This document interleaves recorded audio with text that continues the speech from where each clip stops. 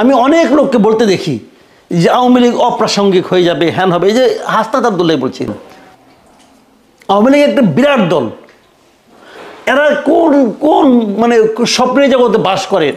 এরা মনে করে আজকে একটা ডিক্লারেশন দেব, আওয়ামী লীগ শেষ হয়ে যাবে। আচ্ছা, ওই যে আওয়ামী লীগ শেষই হয়, সচিবালয়ে আগুন ধরছে, সবাই বলতেছে এটা নাকি আওয়ামী লীগ ধরাইছে, ছাত্রলীগ নাকি ধরাইছে, এটা বলতেছে। তা আওয়ামী লীগ তো শেষ হয়ে গেছে, ছাত্রলীগ তো শেষ হয়ে গেছে। তাহলে এখনও তো আওয়ামী লীগ তো ভূত হয়ে আপনার ঘাড়ের মধ্যে চাইপা আছে। আওয়ামী লীগের ভূত তো আপনি ঘাট থেকে নামাইতে পারছেন না, পারছেন না তো। তো যে ভূত আপনি ঘাট থেকে নামাইতে পারেন না, সেটাকে আপনি নিশ্চিত করে দেবেন কেমনে করে ভাই? তো সেই দলকে আপনি অপ্রাসঙ্গিক কেমনে করে করবেন? আওয়ামী লীগের প্রসঙ্গ তো আপনারাই টাইনে আনতেছেন। যেমন আমরা আগে বলতাম যে বিএনপির তো দরকার নাই, বিএনপির প্রচার সম্পাদক তো ওবায়দুল কাদের বলতাম না আমরা। তো এখন এই অবস্থাতে এরকম হয়েছে। আওয়ামী লীগকে নিশ্চিহ্ন করার চেষ্টা করাটাই হবে আত্মঘাতী। আওয়ামী লীগ একটা পলিটিক্যাল পার্টি, তাকে তাদের মতো থাকতে দেন, সে তার মতো করে আসবে। আপনি আওয়ামী লীগের যদি করাপ্ট লোকের সংখ্যা আপনি ধরেন, আপনি সবাই করাপ্ট, সবারই বিচার করেন, কোনো সমস্যা নাই। কিন্তু বিচার হবে আওয়ামী লীগ করে এই অপরাধে নয়, বিচার হবে সে অন্যায় করেছে এই অপরাধে। এই কারণে আপনি অন্যায়ের বিচার করবেন।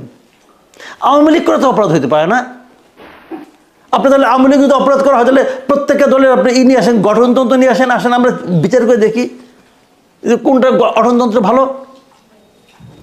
পার্টি চলবে গঠনতন্ত্র দিয়ে। অনেক সময় হয় কি, পার্টির নেতৃত্বটা হয়ে যায় স্বৈরাচারী, তখন অন্যদের কিছু বলার থাকে না।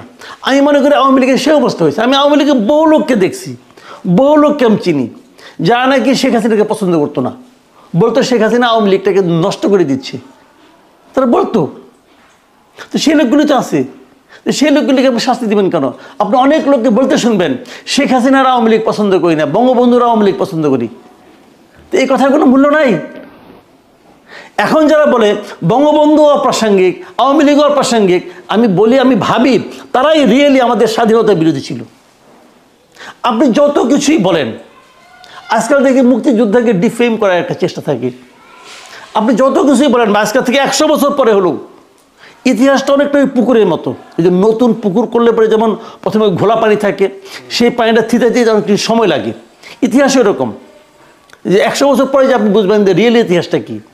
100 বছর পরে হলে দেখবেন আপনার বাংলাদেশের রিয়েল ইতিহাসে মুক্তিযোদ্ধা এটা হবে সম্মানের উচ্চারণ, আর রাজাকার হবে সবচেয়ে ঘৃণিত উচ্চারণ। এটাই বাস্তবতা।